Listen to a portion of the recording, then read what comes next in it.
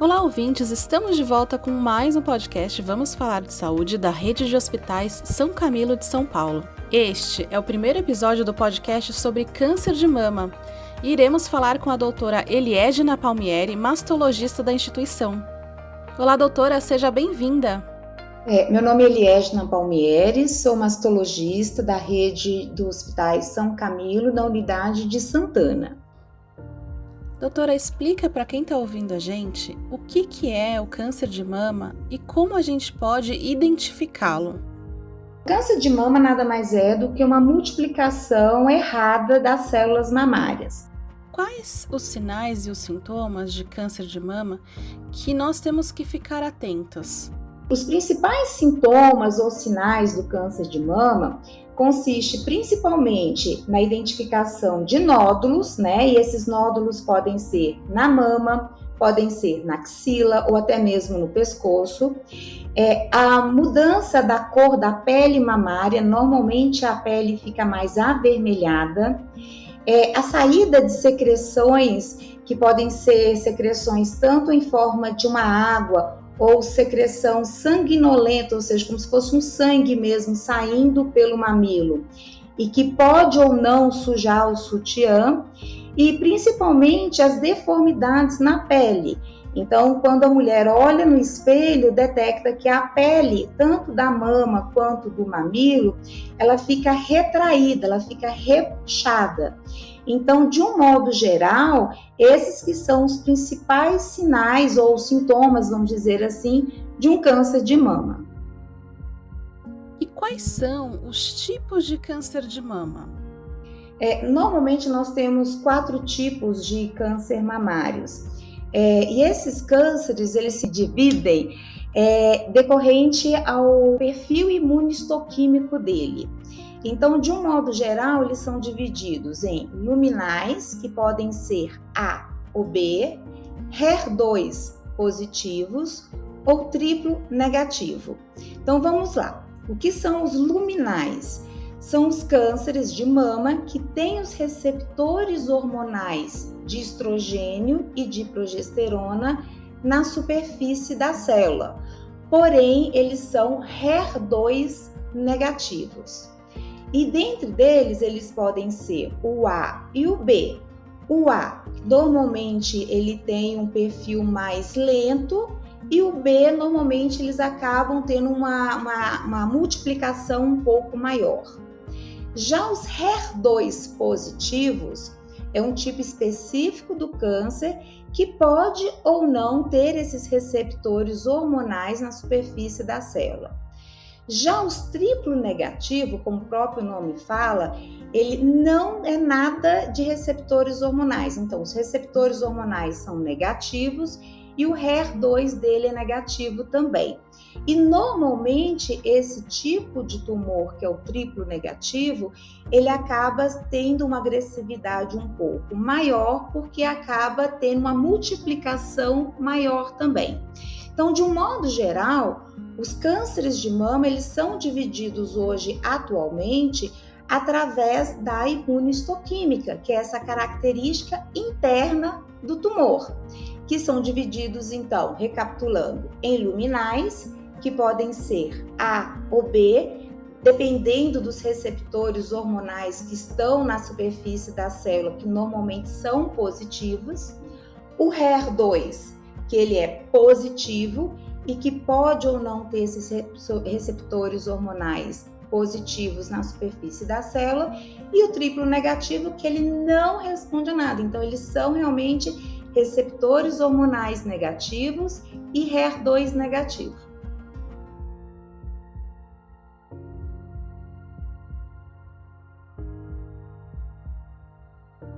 O tipo mais comum dos cânceres são os luminais, que são esses que retêm esses receptores hormonais, de estrogênio e de progesterona na superfície da célula.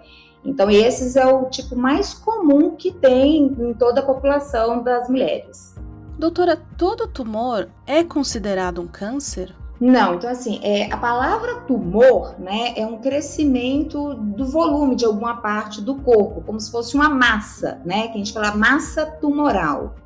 E o que vai ser modificado ou classificado é quanto essa massa, se ela é benigna ou maligna.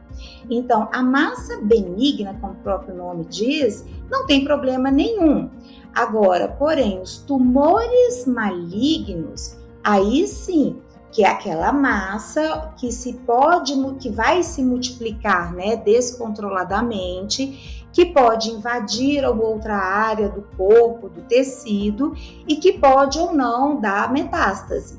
Então, a palavra tumor, ela não é câncer. O tumor, ele pode ser benigno, que é algo do bem, ou maligno, que aí sim, os tumores malignos são os cânceres.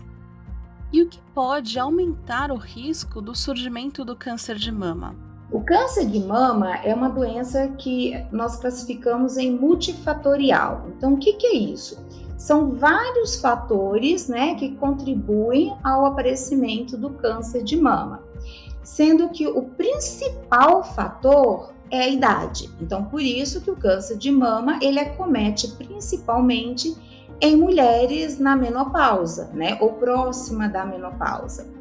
Porém, tem alguns outros fatores que também contribuem para o aparecimento do câncer de mama. Então, dentre eles, nós temos os fatores endócrinos. Então, o que é fator endócrino? Que normalmente está associado ao estímulo do hormônio, que é do estrogênio. Então, dentro desses fatores, nós temos, por exemplo, o que a gente fala que é a menarca precoce. Então, o que é isso? É a idade que a mulher teve a primeira menstruação. Então, normalmente, aquela mulher que teve a menstruação antes dos 12 anos, ou que teve uma menopausa muito tardia, ou seja, após os 50 anos, 50 a 55 anos, ela teve um estímulo hormonal, ou seja, o estímulo do estrogênio muito maior. A mesma coisa é a paciente que não teve filhos, ou o paciente que usa o contraceptivo oral, ou seja, a pílula anticoncepcional. Então, essa exposição aos fatores hormonais é muito maior. Outro fator também que acaba contribuindo ao aparecimento do câncer de mama são os fatores que nós falamos em comportamentais, ou seja, os fatores que são decorrentes ao nosso dia a dia. Por exemplo, o sedentarismo, a obesidade, a ingestão de álcool. Então, tudo isso acaba contribuindo para o aparecimento do câncer de mama. E, por fim, existe o fator genético, mas por incrível que pareça, esse fator genético responde a apenas 5% de casos de câncer de mama. Então, o que são os fatores genéticos? São mutações realmente no gene, e o principal é o BRCA1 e o BRCA2, mas nós temos uma variedade de genes que pode ter mutações. Mas no caso dos fatores genéticos, é aquela paciente que tem essa mutação genética e que aí o risco de câncer de mama acaba sendo bem maior do que a população. Então, de um modo geral, né, assim, o que realmente aumenta o risco do câncer de mama? É a idade, né, devido a esse acúmulo da exposição do estrogênio e dos hábitos de vida, e fator genético. É verdade que somente as mulheres podem ter esse tipo de câncer? O homem também pode ter câncer de mama, só que assim, como a própria anatomia, né, o homem tem menos mama do que a mulher. Então, a incidência do câncer de mama em homem é cerca de 1% em relação a todos os casos. Mas assim, existe, né? Tanto é que eu gosto sempre de citar um caso não tão recente, que foi, acho que em 2021, foi o pai da Beyoncé. O pai daquela cantora, ele teve câncer de mama. E assim, são coisas que às vezes não são divulgadas, né? Porque é tão comum, o câncer de mama é da mulher. É lógico, a própria anatomia. Mas o câncer de mama em homem existe e, infelizmente, são cânceres que, quando diagnosticados, estão numa fase mais avançada, até mesmo porque o homem ele não tem o hábito de fazer os exames de check-up, vamos dizer assim, masculinos, né? Como a mulher, ela já está orientada a fazer esses exames de rotina. Então, quando o homem procura um mastologista ou procura algum médico, normalmente são estágios mais avançados, porque ele percebe uma nodulação na mama, né? E o que é importante nós fazermos para prevenir o surgimento desse tipo de câncer? De um modo geral, né, porque isso depende da idade do paciente, então, assim, os principais exames que utilizamos é o exame físico, né, o médico na hora da consulta, ultrassom das mamas, a mamografia e a ressonância. Então, de um modo geral, o médico ele tem esse arsenal de exames de imagem que ele pode utilizar, né, ou não, dependendo da idade do paciente, para tentar identificar essas lesões, às vezes, né, tão não palpáveis da mama. E falando sobre exames, quando que o exame de mamografia deve ser realizado? O ultrassom da mama é indicado para todas as mulheres que fazem um acompanhamento ginecológico, né? Do mesmo jeito que na consulta ginecológica é indicado o ultrassom transvaginal, o exame de Papa Nicolau, o ultrassom da mama também faz parte desta rotina. Já a mamografia é o exame que é indicado para as mulheres acima de 40 anos. Só que a mamografia aqui, principalmente aqui no Brasil, ela tem algumas peculiaridades, porque, segundo a Sociedade Brasileira de Mastologia, o que é indicado é a realização de mamografia anual para todas as mulheres acima de 40 anos. E para aquelas pacientes que têm um risco aumentado para o câncer de mama, isto é, que tenha fatores genéticos, que são aquelas mutações, é indicado a mamografia a partir dos 30 anos. Porém, o Ministério da Saúde já recomenda que a mamografia é feita de 2 em 2 anos a partir de 50 anos. Então, ele alega que não há necessidade de fazer uma mamografia anual. Mas, de novo, segundo a Sociedade Brasileira de Mastologia, a recomendação é a mamografia anual. E o porquê disso?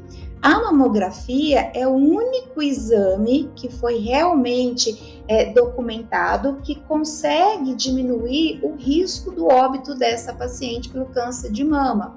Então, por isso que a gente fala que a mamografia é um exame de screening, ou seja, é um exame de um custo aceitável, que você pode divulgar para uma população específica de um grupo, né, de pacientes, e que você tem um retorno com esse exame, que é a diminuição do óbito dessa paciente. Doutora Eliégina, qual que é a diferença entre a mamografia de rastreamento e a mamografia diagnóstica? A mamografia de rastreamento e a mamografia diagnóstica, ela se difere justamente no tipo que é indicado este exame. Então, a de rastreamento, normalmente o paciente não tem nenhuma indicação formal de realizá-lo. É para identificar possíveis alterações nas mamas. Já a mamografia diagnóstica, essa paciente ela tem uma suspeita de uma neoplasia ou essa paciente já tem alguma alteração na mama que o médico quer identificar, se tem algo suspeito ou algo neoplásico realmente nessa mama. Então, de um modo geral, a mamografia de rastreio são exames de rotina a fim de identificar lesões suspeitas ou não de um grupo de população assintomático, ou seja, que não tem nenhuma lesão. Já a mamografia diagnóstica é indicado para aquele grupo de paciente onde o médico ele suspeita de algo e ele precisa deste exame para confirmar o diagnóstico dele. Quando o câncer de mama é descoberto em fases iniciais, qual é o seu índice de sucesso? Isso aí é muito importante, porque assim, o câncer ele chega a ser até 95% de cura quando ele é diagnosticado precocemente. Então, por isso é importante os exames de rastreamento. Por quê? Porque antes que esse nódulo, que este tumor maligno, né, começa a ter metástase, ou seja, a invadir outros órgãos, os exames de rastreamento são capazes de identificar esses tumores bem iniciais. Então, para você ter uma ideia, existem alguns tipos tumorais de câncer de mama, principalmente o que nós falamos que são os luminais A, que são aqueles que respondem aos receptores de estrogênio positivo em volta da célula e que normalmente eles são HER2 negativos e que têm uma capacidade de multiplicação muito baixa. Esses tipos de tumores que são os luminais A, quando são diagnosticados precocemente, o tratamento é cirurgia, às vezes a radioterapia e a hormonioterapia, mas não é feita a quimioterapia nesses tipos de câncer. Então, por isso que é importante o diagnóstico precoce, porque imagina, o paciente tem um diagnóstico de câncer de mama e o médico fala, olha, é um câncer, mas no seu caso não precisa de quimioterapia. Então, isso é uma coisa muito positiva, né, para o tratamento deste paciente. Então, por isso, mais uma vez eu friso que tudo que é descoberto na fase inicial, o índice de cura é enorme. Então, por isso que é importante o diagnóstico precoce. E para termos um diagnóstico precoce, é necessário dos exames de rastreamento, né? É necessário que se faça os exames de rotina, que no caso da mulher é o exame físico, é ultrassom, é a mamografia e às vezes necessidade ou não da ressonância magnética. Doutora, existem alguns momentos, né, em que o médico ele pede uma biópsia. Explica pra gente o que é a biópsia e quando ela é necessária. De um modo geral, assim, a biópsia é necessária para confirmar o diagnóstico de câncer de mama. Então, nós temos o ultrassom, a mamografia, a ressonância, que mostra que tem uma lesão mamária que é altamente suspeita de ser um câncer. Mas o que vai confirmar realmente se aquela lesão é ou não é um tumor maligno é através dessa biópsia. E a biópsia é um procedimento simples, então assim, não precisa internar essa paciente, normalmente é feito no laboratório. Então, com essa biópsia é retirado pequenos fragmentos dessa lesão na mama e é enviado esses fragmentos para o laboratório de anatomia patológica. E através da análise, né, do anátomo patológico, que é obtido o resultado, se aquela lesão realmente ela é maligna ou não, e caso ela seja um câncer, né, mamário, qual tipo de câncer que ela é. Então, hoje, não adianta falar, eu tenho um câncer de mama. Hoje, o que importa é o tipo do câncer que você tem. E esse tipo só é identificado através do exame, que é a imunistoquímica. Então, com esse exame, que é a imunistoquímica, que o médico consegue prever, né, como que é o prognóstico dessa paciente, como que vai ser o tratamento dessa paciente, se eu vou primeiro para a cirurgia ou se eu vou indicar primeiro a quimioterapia, ou se essa paciente não tem indicação de quimioterapia. Então, por isso que é importante a biópsia, porque só através dessa biópsia, que é feita no laboratório, então não é a cirurgia, é uma caneta, mais ou menos assim como se fosse uma caneta, que retira fragmentos dessa lesão da mama, que é possível identificar se é um câncer ou não e principalmente qual o tipo de câncer, porque é isso que vai variar um tratamento de um paciente para o outro. Quais são os tratamentos realizados para combater o câncer de mama?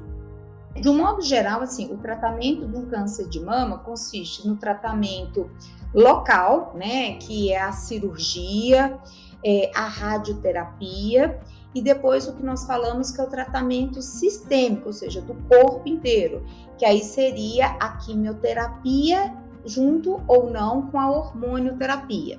Então, o que é o tratamento local? É a cirurgia.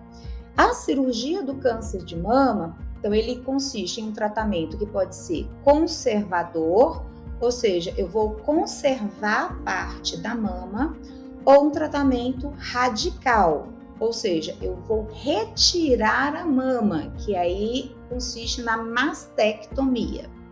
Sendo que toda vez que é optado, né, pela mastectomia, hoje é indicado a reconstrução mamária.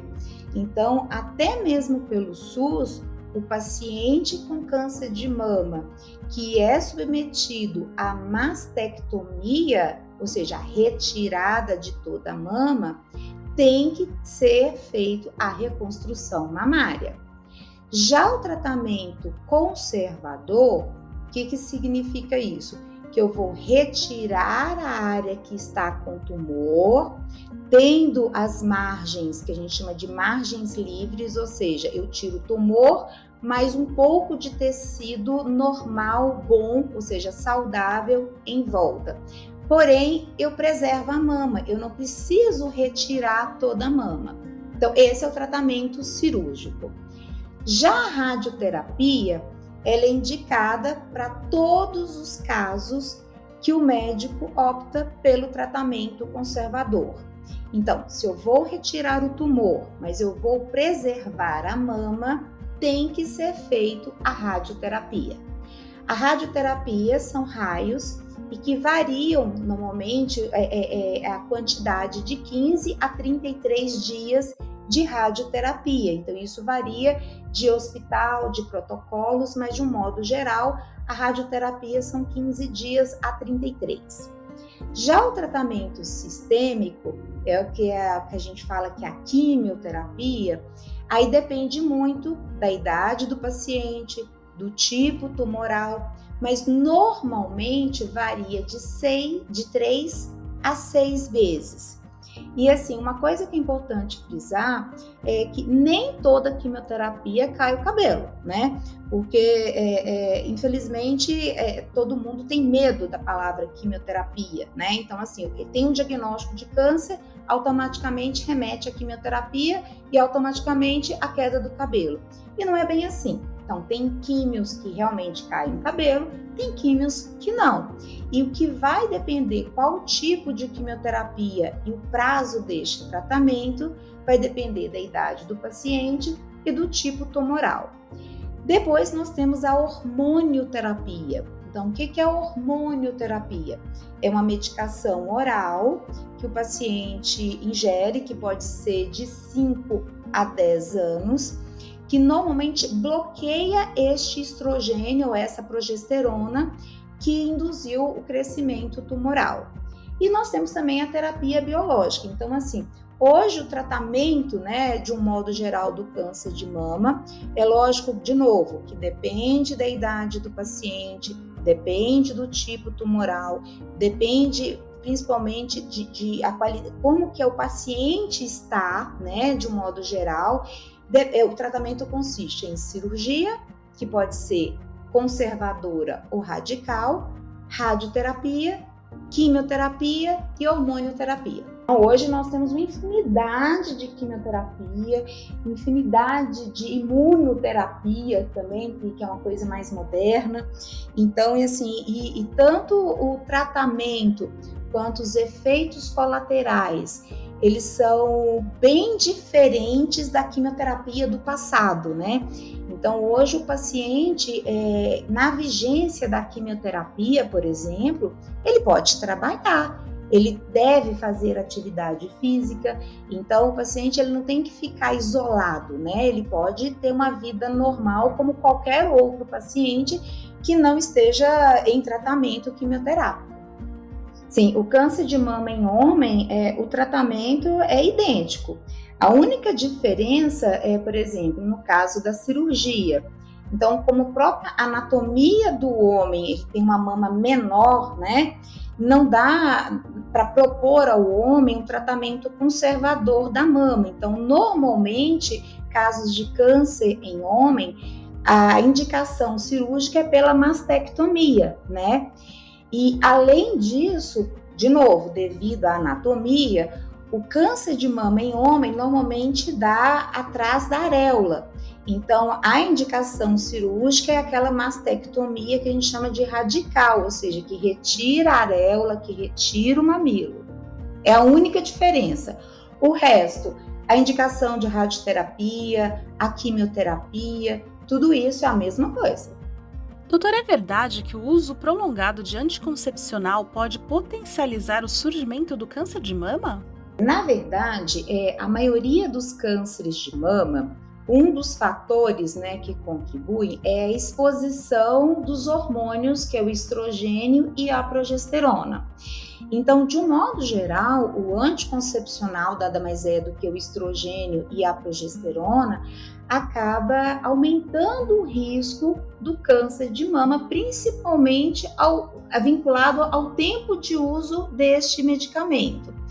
Só que assim, é importante frisar que, apesar do anticoncepcional aumentar o risco do câncer de mama, tem que ter um equilíbrio, porque ele tem os seus benefícios.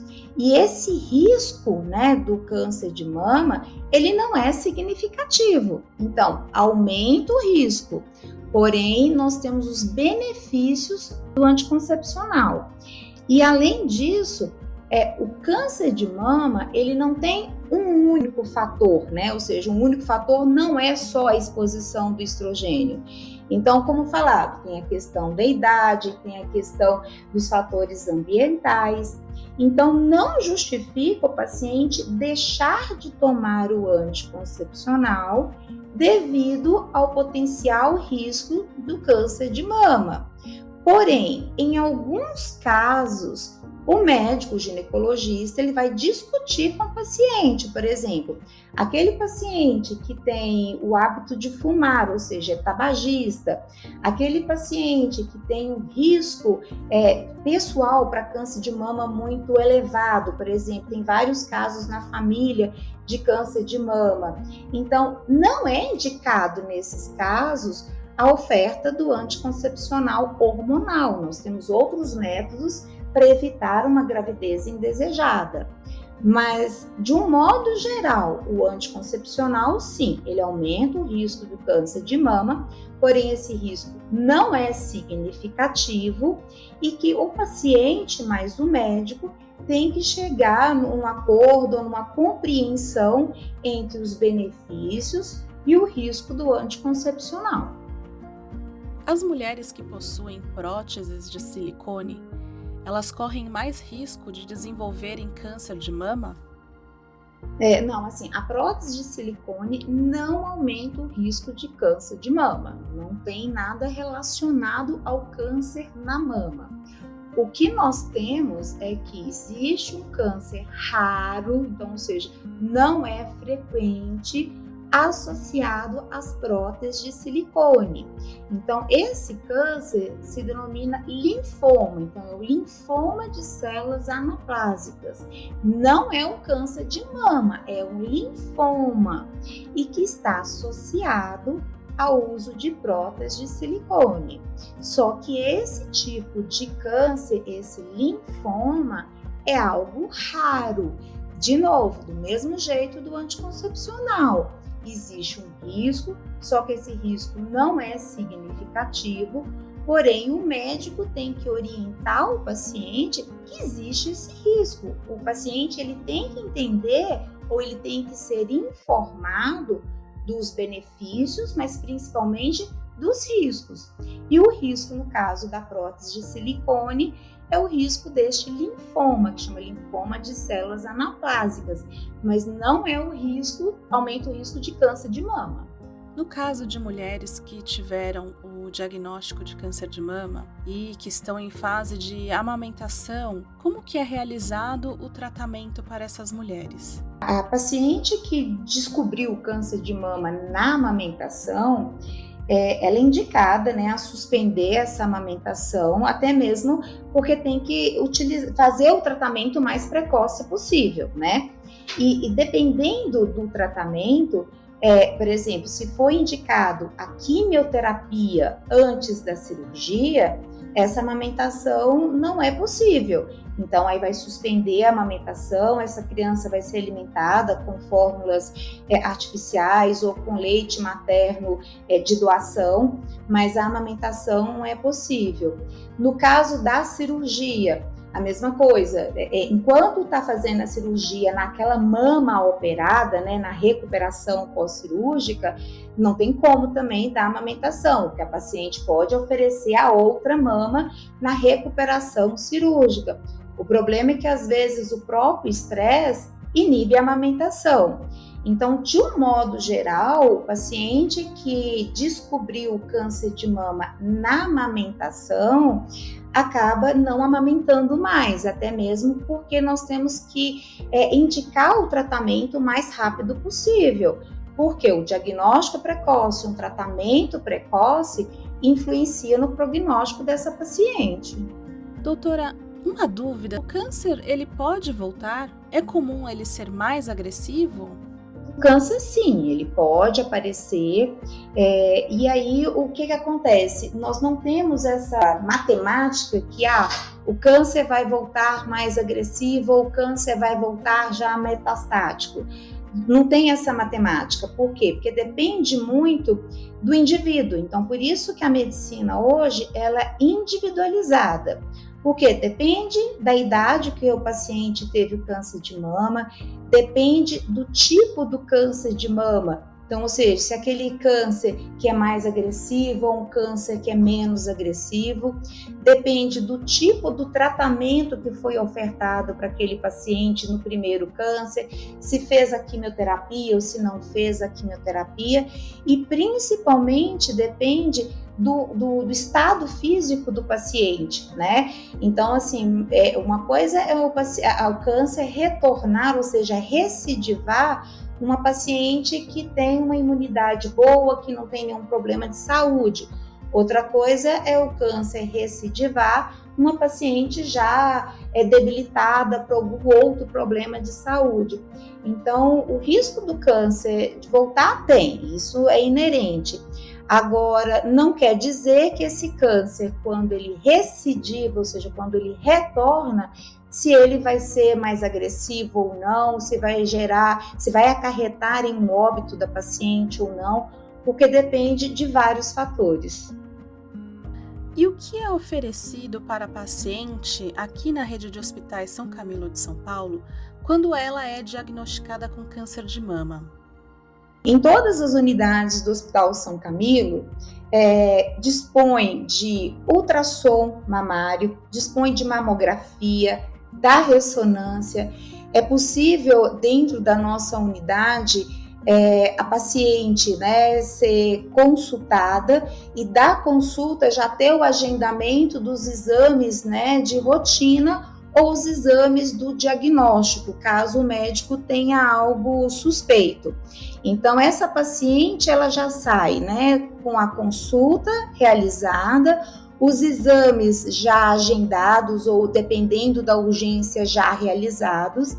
E no caso, por exemplo, caso o paciente tenha alguma lesão suspeita, o médico ele irá pedir uma biópsia mamária e que na rede São Camilo é feito essas biópsias num tempo curto, onde que o paciente consegue ter o diagnóstico rapidamente. E hoje isso é importante, porque o diagnóstico precoce do câncer de mama ou de qualquer câncer é fundamental para diminuir o risco do óbito desse paciente. e principalmente no impacto da cura. Então, hoje a rede do Hospitais São Camilo tem toda essa infraestrutura para diagnosticar e principalmente tratar a paciente com suspeita ou com diagnóstico de câncer de mama. Doutora Eliégina, muito obrigada pela sua participação, por esclarecer essas dúvidas sobre o câncer de mama. E você que está ouvindo essa edição do Vamos Falar de Saúde, fique ligado porque logo mais nós temos o segundo episódio. Então, não deixe de acompanhar, seguir e favoritar os podcasts da Rede de Hospitais São Camilo de São Paulo aqui na sua plataforma preferida.